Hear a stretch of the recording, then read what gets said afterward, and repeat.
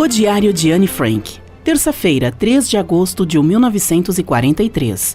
Querida Kitty, politicamente, tudo vai a mil maravilhas. Na Itália, proibiram o partido fascista.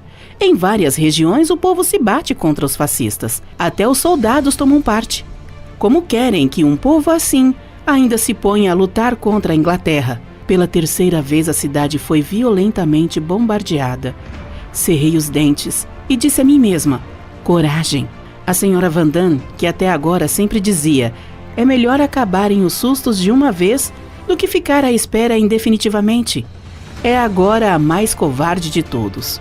Hoje de manhã, tremia como uma vara verde e depois desatou a chorar. O marido, com quem depois de uma semana de vida de cão e gato, acabou por fazer as pazes, acamou-a carinhosamente. A gente ia ficando quase sentimental perante aquela linda cena. A propósito de gatos, afinal, não são apenas úteis. O Mouche deu-nos a prova disso. Andamos todos com pulgas e a praga torna-se cada dia mais insuportável. O Sr. Coffus espalhou por toda parte um pó amarelo que parece não ter efeito algum sobre as pulgas. Já andamos todos nervosos. Não conseguimos nos abstrair disso. Sentimos os bichinhos pelos braços, pelas pernas e por toda a parte do corpo.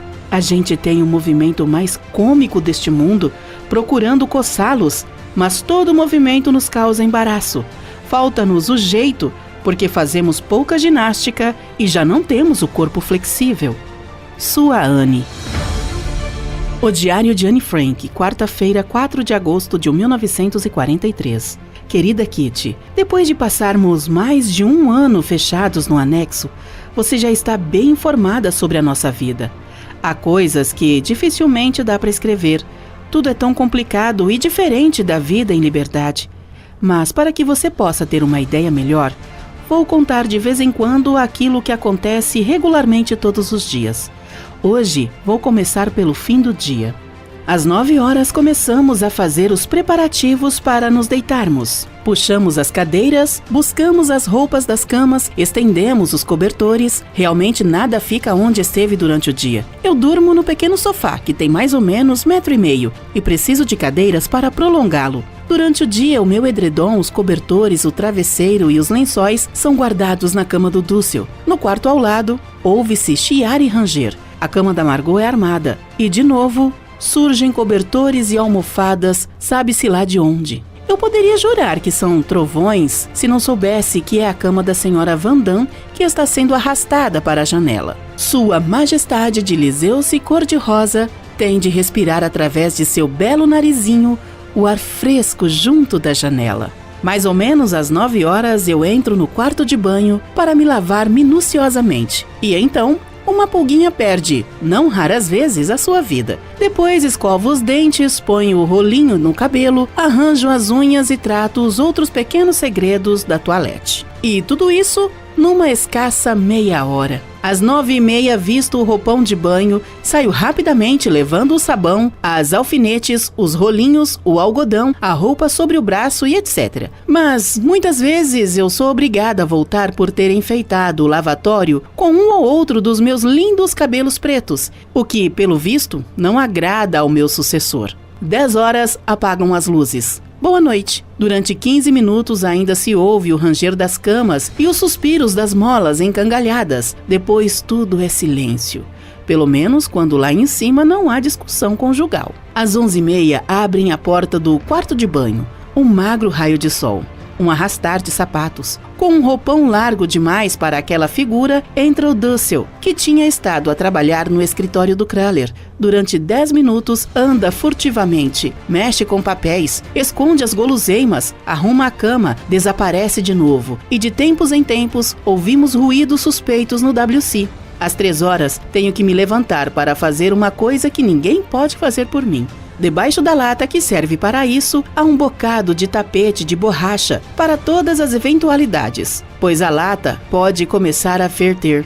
Retenho todas as vezes a respiração para apreciar o ruído. Parece um barulho de um riozinho. Depois a figurinha de camisola branca que faz a Margot exclamar noite após noite: "Ah, que camisola indecente!" Volta para debaixo dos cobertores. Durante 15 minutos ainda ouço os ruídos noturnos. Primeiro, não será algum ladrão lá embaixo? Depois, concentro a minha atenção nos ruídos dos vozinhos de cima, do lado e do que está junto de mim. Pelos ruídos, podemos fazer um resumo de temperamentos. Alguns estão dormindo pesadamente, outros estão meio acordados, o que não é coisa agradável quando se trata do Sr. Dussel. Primeiro, ele dá a impressão de um peixe que procura apanhar o ar com a boca, e isso se repete umas 10 vezes. Depois, emudece os lábios e dá estalinhos com a língua. Ao mesmo tempo, volta-se para o lado, volta-se para o outro e puxa pelo travesseiro até encontrar uma posição cômoda. Com pequenos intervalos, todas essas manobras se repetem pelo menos 3 vezes e finalmente o bom doutor adormece. Às vezes, há bombardeios. Mal começam, estou meio acordada com os pés no chão. Há também noites em que sonho com verbos irregulares ou com uma discussão conjugal lá em cima. Quando isso acontece, eu tenho a sorte de não acordar e de não me dar conta das bombas. Mas, outras vezes, saio da cama num pulo, pego o travesseiro e o lenço, enfio o roupão e os chinelos e corro para a cama do papai. A Margot descreveu a cena num poema de aniversário. Quando de noite um avião mau se adivinha, certo e sabido que uma certa mocinha vai procurar o papai para lhe implorar que lhe ceda na cama um pouco de lugar. Recolhida na cama do papai, o pior susto para mim já passou, caso o barulho não se torne mesmo dramático. 6h45. Trim! É o despertador lá em cima. Ping-pang. É a senhora Van Damme que o desliga. O marido se levanta. A gente ouve quando ele põe a água para ferver e vai para o quarto de banho. 1h30 depois, é a vez de Dussel. Finalmente, estou só. Abro os cortinados escuros. Um novo dia começa no anexo. Sua Anne. O diário de Anne Frank, quinta-feira, 5 de agosto de 1943. Querida Kitty, hoje vou falar da hora do almoço. 12h30. Todo o nosso ninho respira de alívio. Os criados do armazém saíram. Lá em cima ouve-se o aspirador de pó com que a senhora Van Damme trata carinhosamente seu querido e único tapete. A Margot mete os livros debaixo do braço e vai encontrar o seu aluno Dussel, que é um pouco tapadinho para aprender holandês. O Pin se retira para um cantinho onde possa apreciar o seu querido Dickens. A mamãe sobe para o andar de cima e dá uma ajuda à perfeita dona de casa, enquanto eu me meto no quarto de banho, faço uma pequena arrumação das coisas e dou uma arranjadela à minha pessoa. 12h45, um após o outro aparecem o Sr. Van Santen, o Sr. Kofuis ou o Kraler, a Eli e quase sempre também a Miep. 1h, todos ouvem as notícias da BBC. São esses os únicos momentos em que os habitantes do anexo não se interrompem uns aos outros, pois o que estão falando não pode ser contrariado nem sequer pelo Sr. Van Damme. 1h15. Uma refeição simples, uma xícara de sopa para cada visitante. Se tem sobremesa, é também dividida com eles. Contente, o Sr. Van Santen recosta-se no canto do sofá, desdobra o jornal, o gato ao seu lado, a xícara em frente. É a jovialidade em pessoa. O Sr. Kofuis conta novidades da cidade. É uma fonte inesgotável. O Kraler sobe a escada aos pulinhos, bate um tanto rápido e seco a porta. Entra esfregando as mãos e, conforme sua disposição, mostra-se animado e alegre, ou deprimido e calado. 1h45. Os hóspedes se despedem e voltam ao trabalho. A mamãe e a Margot lavam a louça, o senhor e a senhora Van Damme vão dormir. O Peter desaparece no seu quarto. O papai se deita um pouco. O Dussel faz o mesmo. Eu leio ou escrevo. Essa é a hora mais simpática. Quando as pessoas dormem, não nos estorvam. O Dussel sonha com boa comidinha. Leio no seu rosto. Mas não gasto tempo a estudar o Dussel, porque o tempo passa tão depressa. 1 minuto depois das 4, ele já está do meu lado resmungando por eu ainda não ter saído da mesa. Sua Anne. O diário de Anne Frank, segunda-feira, 9 de agosto de 1943. Querida Kitty, vou continuar com o boletim. O nosso jantar. O Sr. Van Damme é o primeiro a servir-se e serve-se abundantemente de tudo. Isto é, se houver coisa de que gosta. Fala sempre, mete-se em tudo, impõe suas opiniões e depois não há ninguém que possa modificá-las. Ai daquele que se atreve a contrariá-lo. bufa como um gato. E se alguém se atreve uma vez, não fica com vontade de repetir. Só ele é quem tem opiniões certas. Só ele é que sabe tudo. É inteligente, isso não se pode negar, mas sua presunção é qualquer coisa de descomunal. A ilustre senhora. O melhor seria eu nem falar dela. Às vezes, principalmente quando ela está de mau humor, nem quero olhar para ela. Analisando bem as coisas, é quase sempre ela quem provoca as discussões, mesmo que não sejam sobre a sua pessoa. Pelo amor de Deus, isso não. Todos evitam se zangar com ela. Mas o que eu queria dizer é que a senhora Van Damme provoca as discussões. Essa arte ela conhece muito bem. Provocar a senhora Frank e a Anne.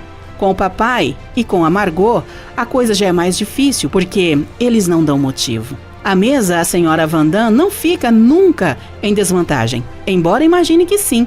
As melhores batatas, os pedaços mais macios, pegar sempre o melhor, essa é a sua meta.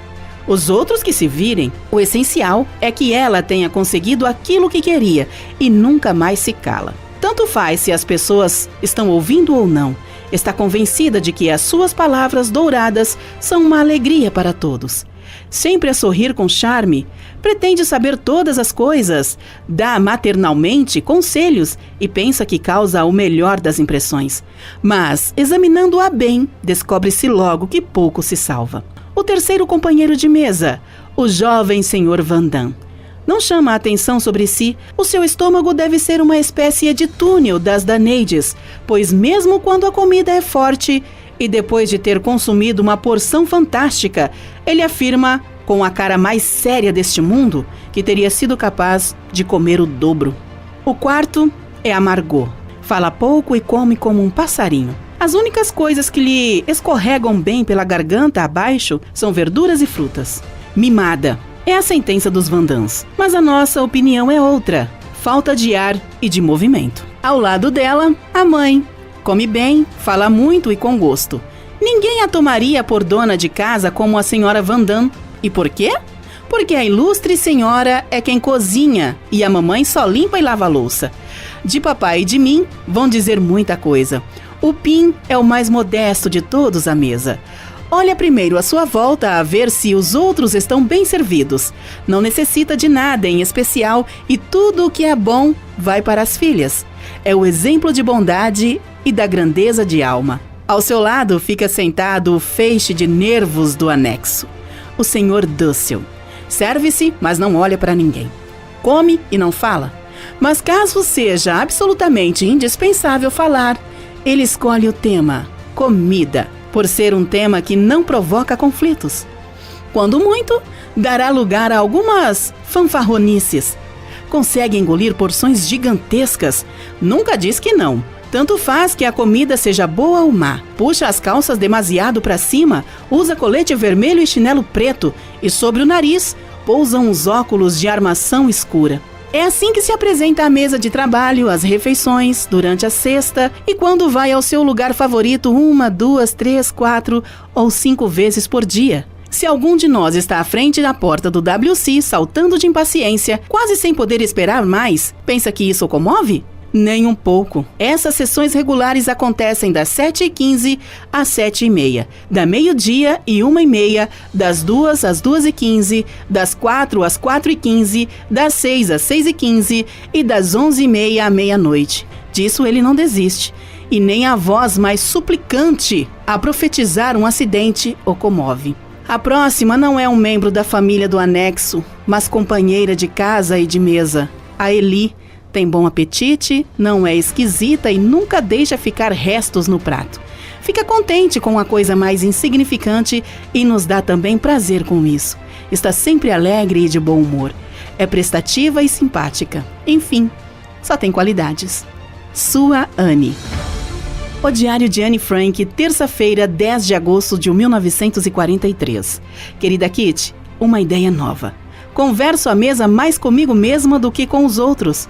o que tem duas vantagens. Provavelmente todos ficam contentes quando falo pouco e, além disso, não preciso me aborrecer com as opiniões dos outros. Como acho as opiniões dos outros quase sempre tolas e só as minhas certas, o melhor é não dizer nada. Da mesma maneira, procedo quando há uma comida que não gosto.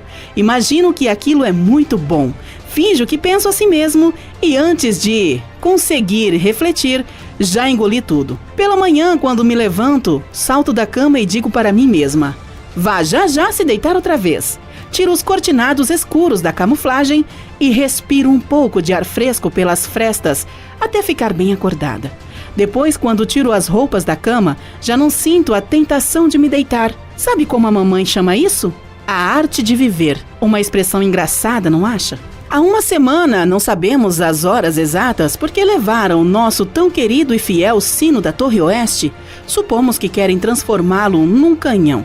Quase nunca sabemos que horas são. Espero que descubram alguma coisa que nos indique o tempo e substitua também o lindo som. É preciso que o quarteirão não sinta tanto a falta do seu sino. Todos olham sempre com admiração para os meus pés. É que os meus pés ostentam sapatos novos.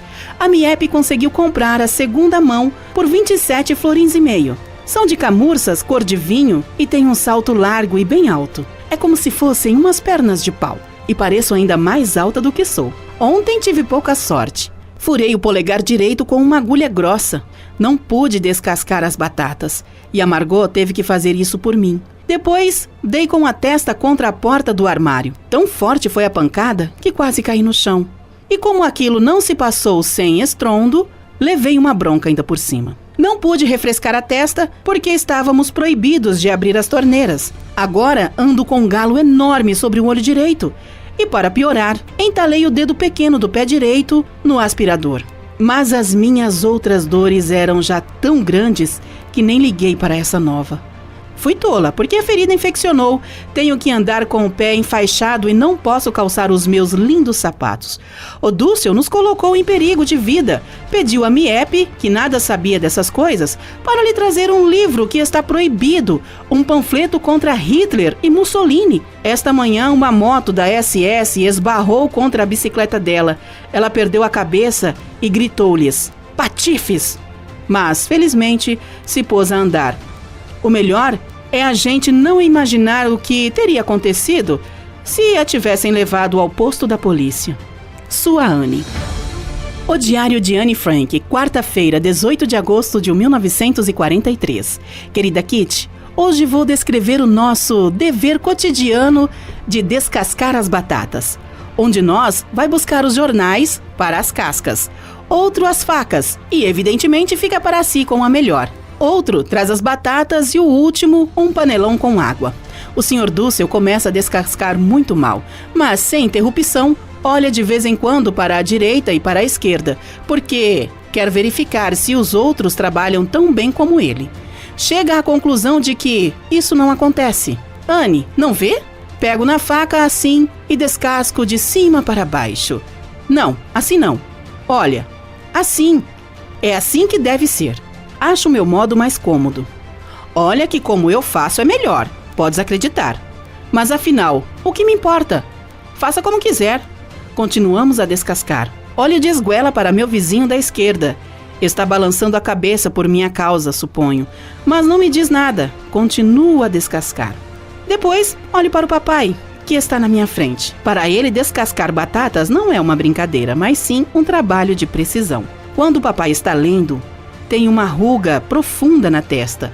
Quando está descascando batatas ou quando ajuda a preparar a verdura, então dá a impressão de ser impermeável a tudo o que acontece à sua volta. Nessas ocasiões, põe a sua cara para batatas e nunca entregará uma só que não esteja descascada impecavelmente. Também, com uma cara assim, seria impossível não fazer uma coisa perfeita. Levanto os olhos de vez em quando e sei logo de tudo. A senhora Van Damme não tira os olhos do Dússel e tenta atrair a atenção dele. Ela pisca-lhes os olhos. Ele finge não notar. Depois ela pensa: bem, isso não está mal. E ele continua a descascar. Ela ri, mas também não deixa de descascar. A senhora Van Damme diz ao seu marido: por que não põe o avental? Não estou me sujando. E ela continua a cismar. Por que não se senta? Estou muito bem assim. Gosto de estar em pé. Novo silêncio. Put, vê, agora espirrou a água. Está bem, mami. Vou ter mais cautela. E ela a inventar outro tema. Ô, Put, por que os ingleses pararam de bombardear? Por causa do mau tempo, suponho. Mas ontem o tempo estava bom e eles não vieram. E se falássemos de outras coisas? Por que não falar sobre isso? Por que não? Mas por quê? Cala a boca, mami! O Frank nunca deixa de responder à mulher quando ela quer saber alguma coisa. O Sr. Van Damme não responde. Depois de uns minutos de silêncio, ela retoma a conversa. A invasão nunca vai acontecer. O marido fica vermelho de raiva. Ela percebe e fica corada. Então a bomba explode. Cala a boca, caramba, caramba! Eu não olho pra ninguém. Minha mamãe mal pode esconder o riso. Cenas como essa ou semelhantes repetem-se quase todos os dias, a não ser que o casal esteja amuado. O que é de grande vantagem, porque ao menos não dizem nada. Tenho de ir ao sótão buscar mais batatas. Vejo o Peter catando pulgas no gato. Quando me aproximo, ele ergue os olhos. O gato, ao perceber que não está preso, dá um pulo e foge pela janela. O Peter roga pragas. Eu rio e desapareço. Sua Anne.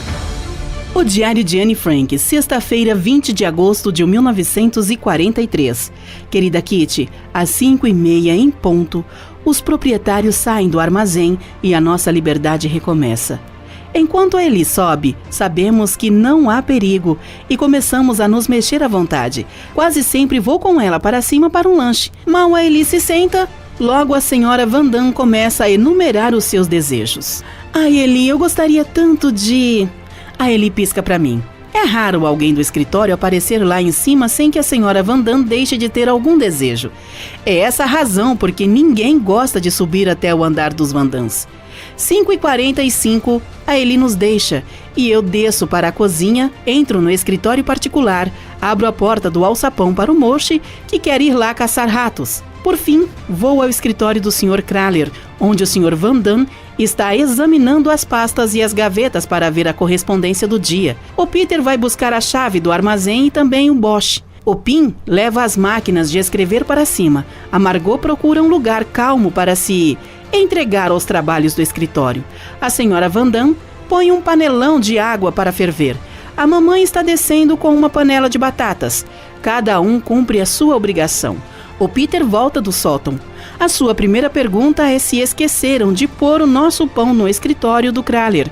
Esqueceram.